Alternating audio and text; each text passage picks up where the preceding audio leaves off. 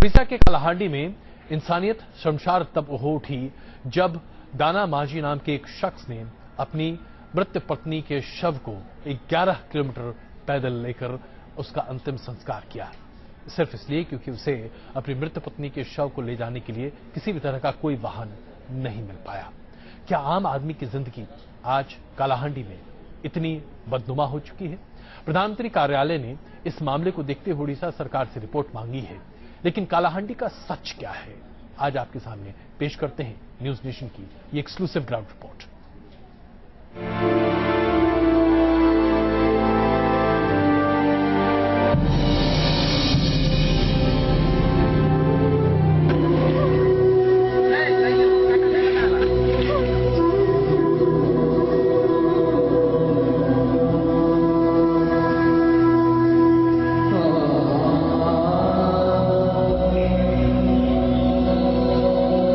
एक खामोश चीख उठी और नश्तर की तरह दिल्ली से लेकर दुनिया तक को भेदती चली गई। कोई मर गया और कोई जिंदा होते हुए भी मुर्दा हो गया। इन सड़कों पर उस दिन इंसानियत दम तोड़ गई, सवाल छोड़ गई। किस काम की तरफ गई? किस काम की मोटर गाड़ी जो किसी के आखिरी सफर का सहारा भी न बन सके? ये सिलसिला चला तो फिर मानो कारवां बनता गया, समाज की संवेदनहीनता की कहानी कहता गया। लाठियों पर सिस्टम ने बालासोर में भी दम तोड़ा। जबलपुर में करीब 30 किलोमीटर तक बल्लियों के सहारे इंसानियत का जनाजा निकलता रहा। कानपुर में सिस्टम से हारे एक पिता के कंधे पर बेटे की मौत हो गई। ये तस्वीरें आम आदमी की लाचारी और सिस्टम की संगदिली भर की नहीं, ये उससे कहीं गहरे जख्म है। ओडिशा के कालाहांडी में दाना मांझी का दर्द देश ने देखा। कुछ ने कोसा, कुछ ने सवाल उठाए और कुछ बेबसी के आंसू बहाते आगे बढ़ गए। लेकिन दो पल और ठहरिए, हमारे साथ चलिए उस ग्राउंड जीरो पर जहां से इंसानियत के दम तोड़ने की ये कहानी शुरू हुई। तस्वीरें तो हर किसी ने दिखाई, लेकिन न्यूज नेशन वो पहला चैनल है जो दाना मांझी के दर्द को साझा करने के लिए उनके गांव तक पहुंचा। कभी गरीबी और भुखमरी की दर्द कथा का हिस्सा रहे कालाहांडी में आज हालात बदले हुए नजर आते हैं। न्यूज नेशन की टीम दाना मांझी के ग्राउंड जीरो पर थी। सड़कें दिल्ली और मुंबई की तरक्की से कदमताल बेशक न करती दिखे, लेकिन हालात इतने बुरे भी नहीं जो कुछ अरसे पहले तक हुआ करते थे। अब सब कुछ तो है यहाँ। टकाटक नोट निकालने वाली बड़ी बड़ी मशीनें, फर्राटा भरती मोटरसाइकिलें और बड़ी बड़ी गाड़ियों का शोर। हाँ, ये कालाहांडी अब सबसे गरीब इलाका नहीं, बस उस दिन जाने क्या हुआ कि दाना मांझी की खामोश चीख और उसकी बेटी की बिलख कोई सुन नहीं सका। शहर तो जिंदा दिखाई देता है। पैदल आते जाते मोटरसाइकिल, स्कूटर, कार और तमाम वाहनों पर घूमते हुए लोग सांस लेते हुए दिखते हैं। इस शहर में आपको एटीएम दिखाई देते हैं। इस शहर में बैंक हैं, स्टैचू हैं, खुली हुई दुकानें हैं, बिकते हुए फूल हैं, हाथ जोड़े हुए मदद करने की दावे करते हुए पोस्टर हैं। फिर ऐसा क्या था इस शहर में कि एक मुर्दे को एक आदमी जिंदा लेकर अपने कंधे पर 12 किलोमीटर तक इन सड़कों से गुजर गया और कहीं से कोई आवाज नहीं आई। इस अस्पताल में आज एम्बुलेंस खड़ी है। बिस्तर भी इतने कम नहीं कि एक मरीज को लेटा ना सके, लेकिन कोई दाना मांझी से पूछे तो वो बताएंगे कि उनके लिए उस दिन यहाँ कितनी कंगाली थी। न मरी हुई पत्नी को 2 घड़ी और रख सके ऐसा कोई बिस्तर था, न ऐसी कोई गाड़ी जो उन्हें मंजिल तक पहुंचा दे।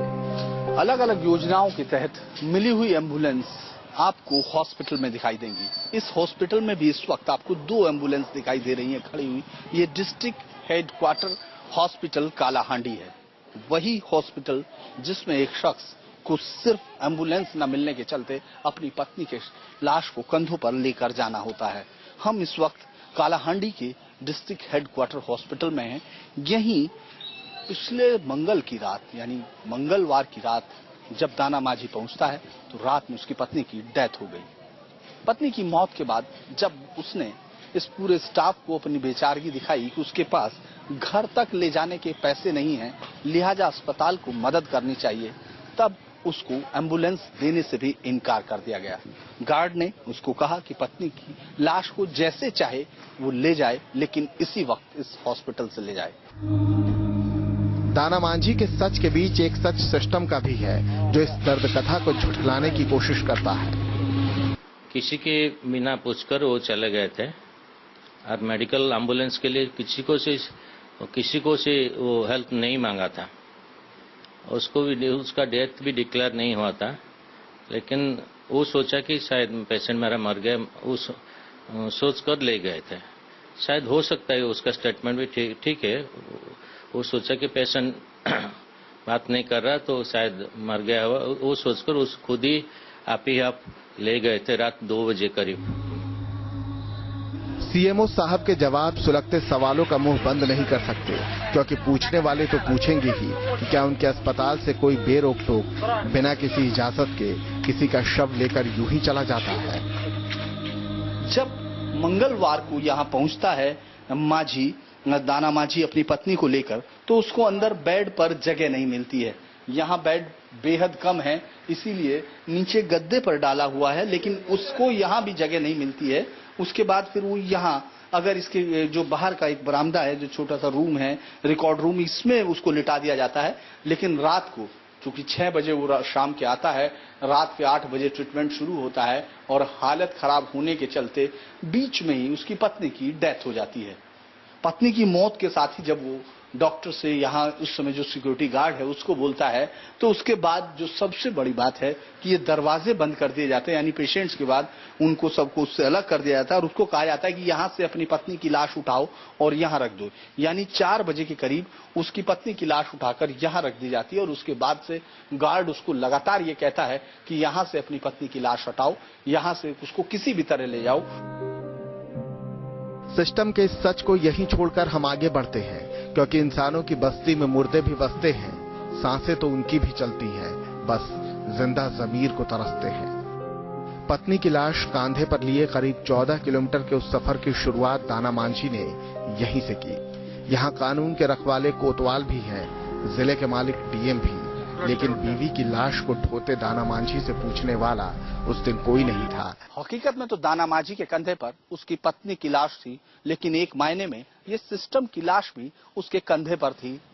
जिला हॉस्पिटल के भीड़ भरे उससे वो निकलता है, दोनों तरफ आबादी है, लोग हैं, लेकिन किसी की निगाह एक ऐसे शख्स पर नहीं पड़ती जिसके कंधे पर एक लाश है। उसके बराबर में चलती हुई एक बच्ची रोती हुई जा रही है। किसी की हिम्मत या किसी का हौसला ये नहीं होता कि वो ये पूछ सके कि आखिर ये लाश किसकी है। और जब वो उस वीआईपी इलाके से बाहर आता है, तो जहां हम इस वक्त खड़े हैं, ये मुश्किल से 2 किलोमीटर या 1 किलोमीटर का दूरी है उस जगह से जहां से वो लाश लेकर हॉस्पिटल से निकलता है और इस सड़क से गुजरता है। इस सड़क के मायने क्या हैं, ये सिर्फ आप इस बात से समझ लीजिए कि ये जो मकान है जिसके मैं सामने खड़ा हूं, ये ब्रजेश कुमार राय, ये आईपीएस जो सुपरिटेंडेंट ऑफ पुलिस कालाहांडी हैं, इसके पार असिस्टेंट कलेक्टर और उसके पार एक मकान डिस्ट्रिक्ट कलेक्टर यानी यहाँ के जिलाधिकारी का मकान है। उसके बराबर में ये residence of the executive engineer, और दूसरी तरफ अगर हम सड़क के दूसरी तरफ जाने की कोशिश करते हैं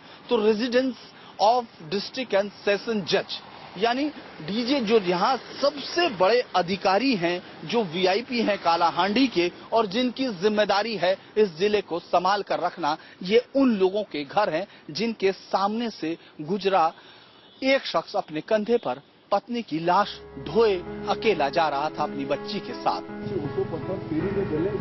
माना वक्त सुबह का था, लेकिन सड़कों पर तमाशा देखने वालों की कोई कमी नहीं थी। बस कमी थी तो उस गैरत की जो इंसान को जिंदा बनाती है। राह में चलते उसे कईयों ने देखा, कुछ ने मातम मनाया होगा, कुछ ने चुटकी ली होगी, लेकिन उसे रोक ले ऐसा कोई नहीं था। ये वो रास्ता है जो भवानीपटना से उसके गांव के रास्ते तक पहुंचता है, लेकिन इस पूरे रास्ते में जो वीआईपी इलाका है, वहां रहने वाले लोग हैं, उनमें से किसी की निगाह उस पर नहीं पड़ती, एक शख्स पर जिसके साथ एक रोती हुई बच्ची है और कंधे पर एक लाश है। न किसी के पास कोई सवाल होता, न ही कोई उससे बात करना चाहता है। और ये पूरा रास्ता लगभग 4 किलोमीटर दूर से, और अब इसके बाद जब वो चलता है तो यहाँ से आगे जाके सगड़ा तक की बस्ती में अलग अलग जगह लोग कोई मजदूरी कर रहा है, कहीं काम चल रहा है, लेकिन किसी भी शख्स को ये नहीं लगता कि वो एक आदमी से जरा सा भी दरियाफ्त करे कि आखिर कंधे पर लाश लिए और साथ में रोती हुई बच्ची और उस आदमी का क्या रिश्ता है और आखिर वो इस तरह लाश को कंधे पर लेकर कहां जा रहा है। उस 14 किलोमीटर के सफर की टीस दाना मांझी को कितनी है, ये जानने के लिए न्यूज नेशन की टीम दाना मांझी के घर भी चलेगी, लेकिन उससे पहले 2 घड़ी यहाँ रुक जाइए। इस अंतहीन दर्द में इस जगह का अपना ही मकाम है। यहीं दाना मांझी को वन्य विभाग के लोगों ने रोका, उनका दर्द जाना, उन्हें कुछ पैसे भी दिए। यहीं खबरों का बाजार भी सजा और यहीं से वो दर्द दुनिया तक पहुंचा। यहाँ आकर जहाँ ये वन विभाग की चौकी है, यहाँ के लोगों ने उसको रोका। इसी दौरान कुछ लोकल मीडिया और प्रशासन को खबर दी गई। प्रशासन को खबर देने में यहाँ के लोगों का हाथ था। इसी के बाद प्रशासन जो लगातार जिसके सामने से, जिसकी आंखों के सामने से गुजरता हुआ मांझी अपनी पत्नी को लेकर कंधे पर ढोकर यहाँ तक ले आया अपनी पत्नी की लाश को, तब प्रशासन जागा, क्योंकि उसको ये पता चल चुका था कि यहाँ कई कैमरों के फ्रेम खुल चुके हैं, यहाँ कई लोगों की निगाहें उस मुर्दा जिस्म पर पड़ चुकी हैं जो यहाँ तक उसका पति खींचकर ले आया। ऐसे में यही इसी जगह ये जो आपको दिखाई दे रहा है छोटे से मंदिर, लोगों की आस्था का केंद्र है। जो भी अंदर घाटी के अंदर घुसता है वो यहाँ नारियल फोड़कर और कुछ अगरबत्तियां जलाकर अपनी श्रद्धा प्रकट करता है। यहीं इसी जगह मांझी की पत्नी का शव रखा गया और यहीं लोगों ने, स्थानीय लोगों ने, तब तक पुलिस भी आ चुकी थी, वैन का इंतजाम किया और यहां से आगे का रास्ता, उसके गांव तक का रास्ता जो 40 किलोमीटर तक का है, काफी दूर रास्ता है घाटी के अंदर से, और ये पूरा सेंचुरी है जो रिजर्व फॉरेस्ट है, इस सब के अंदर से उस रास्ते को तय करने के लिए उसको वैन दी गई। दाना मांझी के घर चलेंगे, लेकिन पहले यहाँ थोड़ी देर सुस्ता लीजिए, ये जान लीजिए कि गरीबी में बड़ा कैसे बनते हैं, कुछ इस पोस्टर की तरह। सोनाक्षी सिन्हा का कद यहाँ छोटा है क्योंकि दाना मांझी का दर्द जरा बड़ा है। वो पोस्टर बॉय बन चुके हैं, उनके चेहरे से सियासत चमचमा रही है। कल तक वो गुमनाम थे, लेकिन आज उनके दर्द ने उन्हें सियासत का हीरो बना दिया है। न वो पक्ष में था, न विपक्ष में, न सत्ता के साथ, न सत्ता के विरोध में। दाना मांझी एक आम आदमी जिसके पास पैसे नहीं थे, अपनी बीवी के इलाज के लिए 14 किलोमीटर जाकर उसको एक मदद मिल जाती है, गांव में जाकर अंतिम संस्कार हो जाता है। लेकिन ये एक कहानी है। कहानी अगर यहीं खत्म हो जाती तो फिर राजनीति क्या थी। आज कालाहांडी की सड़कों पर दाना मांझी राजनीति का एक मोहरा बन गया। बड़े बड़े पोस्टरों में विपक्ष इसको मानवता विरोधी और इसके हक में पदयात्राएं कर रहा है। वन विभाग के लोगों ने दाना मांझी को पैसे दिए, गाड़ी मुहैया कराई और वो अपने गांव चले गए। हम भी उसी रास्ते दाना मांझी तक पहुंचना चाहते हैं। हाँ, यहाँ हमें अपनी गाड़ी छोड़ देनी पड़ी क्योंकि इन हिचकोले खाती सड़कों का सफर यहाँ से शुरू हो जाता है। करीब 55 किलोमीटर का फासला तय कर हम उस गांव पहुंचे जहां दाना मांझी का घर है। शहर के कोलाहल से दूर नरकुंडी का एक छोटी सी बस्ती सरीखा गांव मेलघरा। 50 घरों का मेलघरा नकरुंडी पंचायत का एक हिस्सा है। इसी का ये घर है जिसमें अमकदेई और दाना मांझी रहते थे। यहाँ आपको अगर घर के तौर पर दिखेगा तो इंदिरा आवास के बने हुए 2 उनके परिवार के लोगों के हैं। खुद अपनी मेहनत से तैयार किया हुआ एक छोटा सा घनौदा है जो आपको दिखाई देगा। इस पर सरकार की एक मोहर भी है जिस पर आपको लिखा मिलेगा 104। इसके बाद ये जो नंबर है इसके साथ जो लिखा है वो उड़िया में है, लेकिन 104 इस घर का एक नंबर है जो सरकारी रिकॉर्ड में दर्ज होता है। खाट पर सोता ये वो शख्स है जो इस अंतहीन दर्द कथा का नायक बन चुका है। न्यूज नेशन की टीम अब आपको उसी की जुबानी ये कहानी सुनाने जा रही है। 2 बजे मरीगला सार, 2 बजे मरीगला सार। एते लग जाई कर मुई तो केबे नहीं जाई सार, केने डॉक्टर अच्छे बोली जणा नहीं, केने दीदी अच्छे बोली जणा नहीं। हेते लगे गोटे घर जाई कर आगे कपड़ा मारली सार। कपड़ा एमती एमती मारली कहे किए बोला के नहीं मुई दाना मांझी। बोला कहीं है बोला कि नहीं सार मोर माई मरीगला बोली मुई कहली सार मोर माई मरीगला, मोर माई मरीगला बोल सार मरीगला। बोला हाँ सार मरीगला। बोले मुई कहली सार हेतिर लगी नहीं जा बोली कहले सार मात्र ताकू देखी ना घर भीतर कहला सार घर भीतर कहबारू आउ किसी हमके सुविधा नहीं करने की सार बोला ना जा नहीं जा बोली कहला सार। कहते कहते आंखें भर आती हैं, गला रूंधा हुआ सा लगता है। जरा ये भी सुन लीजिए कि कैसे दाना मांझी इंसानियत की मौत का गवाह बना। उसके दर्द पर आज जो सिस्टम सिसकिया बहा रहा है वो उस दिन कितना संगदिल बन गया था।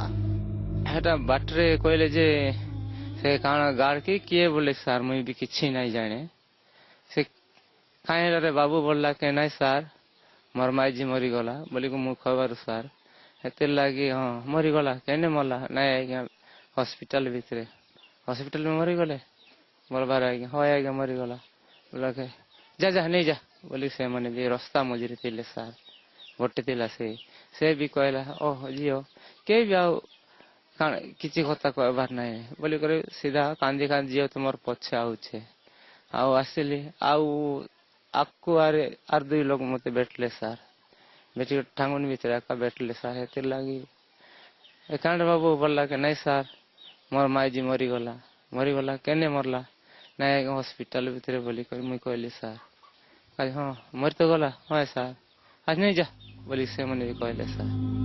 हीन दर्द कथा में मोहब्बत की दास्तान भी छिपी है, बताएंगे आपको। बने रहिए न्यूज नेशन के साथ।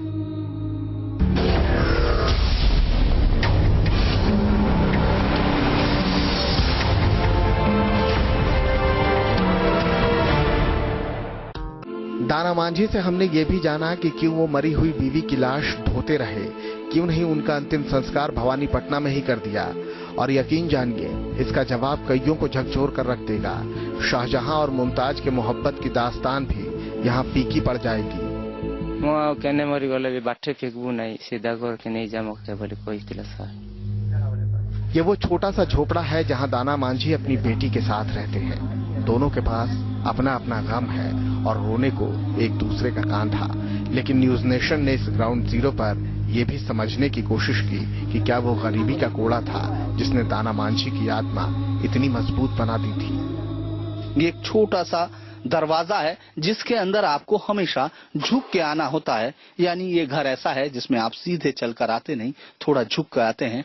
यहाँ आपको दिखाई देगा ये मक्का के वो तमाम जो मक्का के भुट्टे के कुकड़ियां जिनको हम लोग बोलते हैं जो स्थानीय भाषा में, उनको यहाँ सुखाया गया है ताकि खाने के वक्त इनकी जरूरत हो। और ये वो घर का अंदरूनी हिस्सा है जिसको आप या तो गोदाम कह लें या जो आपकी भाषा में जिसको आप किचन भी कहते हैं, जिसको आप बेडरूम भी कहते हैं, जिसमें आपका ड्राइंग रूम भी होता है।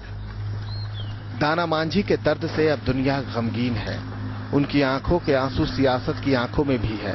बस उस दिन रोने के लिए ना उनके पास कोई कांधा था, ना किसी की आंखें, ना ठहरने के लिए दो पल थे। साथ थी तो रोती हुई बेटी और एक अंतहीन सफर जो इस शमशान पर आकर पूरा हुआ। यहाँ दाना मांझी ने अपनी पत्नी अमंग देई का अंतिम संस्कार कर दिया। वो उस सफर पर चली गई जिसे हमने देखा नहीं। हाँ, जाते जाते वो झकझोर गई हमारे अंदर मर रही इंसानियत को। जाग सको तो जाग जाओ, बदल सको तो बदल जाओ, वरना कुछ देर मातम मनाओ और आगे बढ़ जाओ।